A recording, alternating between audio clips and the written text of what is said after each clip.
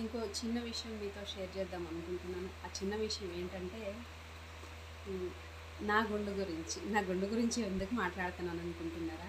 అయితే చెప్పాలనిపించింది అందుకే మాట్లాడుతున్నాను. బట్ ఉన్నట్టుండి ఏమైంది? ఎందుకు?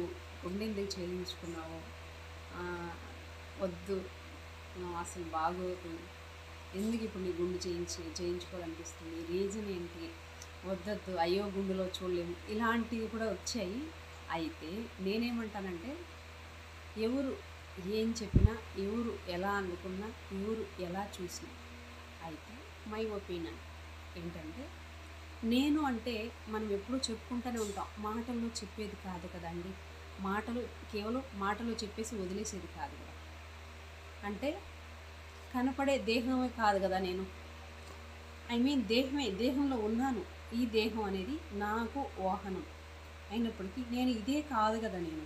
మరెందుకు నా కంగారు, మరెందుకు నా భయము, నేను ఎందుకు అలా ఫీల్ అవ్వాలి?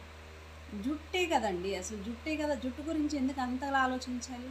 నాకు అనిపించింది, 1 వీక్ నుంచి అనిపించింది గుండు గుండు అని. సరే ఓకే, చేయించుకుందాం ఒకసారి, పోయేదేముంది అని చెప్పి చేయించుకున్నాను, అంతే, ఇంకేం కాదు.